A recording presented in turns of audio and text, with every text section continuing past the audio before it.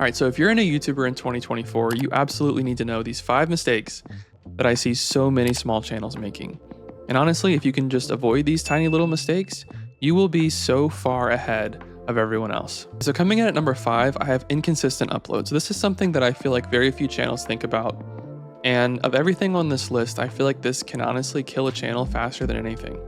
So think about getting excited for something that you don't know when it comes around. The ice cream truck comes on a Sunday and you get really excited to go get some ice cream. And then the next Sunday, the ice cream truck comes again. And so you think, oh my gosh, every Sunday I get ice cream. This is incredible. But then the next week, the ice cream truck comes on a Thursday night unexpectedly and you're not there for it. And then the next week it comes on a Wednesday evening and you're not there for it. Eventually, you're just going to stop looking for the ice cream truck, right? That's kind of like channels. If you find a channel that you like and they consistently upload around the same time, and then all of a sudden, they just start uploading every now and then or once every few months or whatever it is, you're going to lose interest. You're going to stop looking for the channel. And if you just get some type of schedule down and you kind of let your subscribers know when you're going to be producing videos, it can be a huge game changer for your channel. Okay, so coming in at number 4, I have ignoring your audience.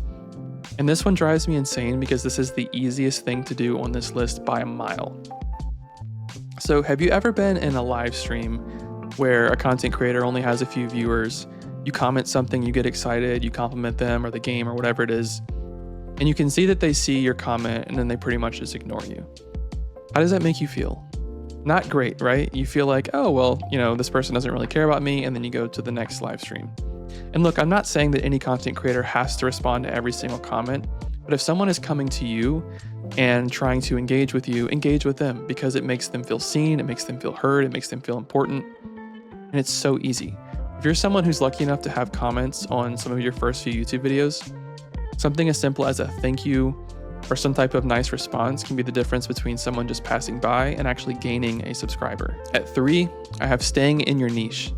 And look, if you go and you search and you find any YouTube video out there about how to help your channel, they're all going to tell you that you have to stay in a niche. And I completely disagree with that. Look, if you try to stay in this tiny little circle and you don't succeed, you're going to feel like you're boxed in and that you have to continue to make that content. And my advice is whatever you feel like doing or making or inspired to do on YouTube, do it. If you want to review a movie or a book or a product review, if you want to do a self-help YouTube video kind of like this, if you want to make a short film, whatever you want to do, whatever you feel inspired to do it. Because you might find that you enjoy doing different things. And again, trust me, if you feel inspired, the viewer will feel that.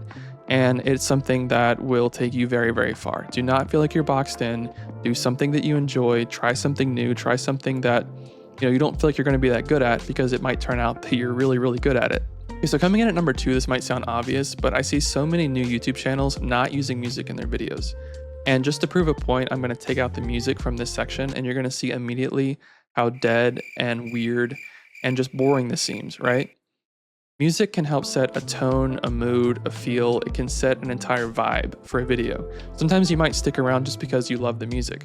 And if you can match the feel or the vibe that you're going for to the music, to the content, then you can really elevate what you're doing from an okay video to really a great video. And then coming in at number 1, I feel like this is just miles ahead of anything else on this list. It's just the fact that you don't upload.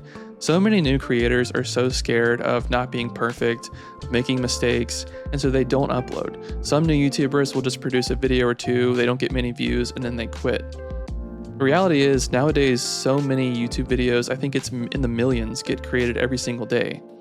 And trust me, not all of them are perfect. Not all of them are great. And for so many big YouTubers that you see and you're like, oh my gosh, how am I ever going to compete with this? I promise you that if you go back and you look at the genesis of their career and you look at the first videos they ever made, they're probably really, really bad. YouTube is one of those things that you have to make videos to produce good videos because you get feedback. And you might find out that people do or don't like the way that you're using your music, or that you have your lighting, or that your audio sounds weird and you never knew it. Feedback is what helps you build on your videos, and it helps you produce, better and better videos every single time. Mr. Beast once said something about creating 100 videos and improving something every single time And I do feel like that is kind of the formula. You have to put out videos that, trust me, are not going to be great, but you will build on them and you can learn a lot. From video 1 to video 10 could be the biggest leap you could never imagine. From video 1 to 50 or from 1 to 100, you could be a whole new YouTuber with a whole new setup, a whole new vibe, and you could go from being something that's kind of boring to something that's amazing. Because trust me, the process and the learning curve, you learn very quickly as you go. And as you get that feedback, you can totally make some killer videos. If you do end up using any of these, let me know in the comments. And really good luck to all you YouTubers in 2024. I hope your channel prospers, and I send you nothing but good vibes.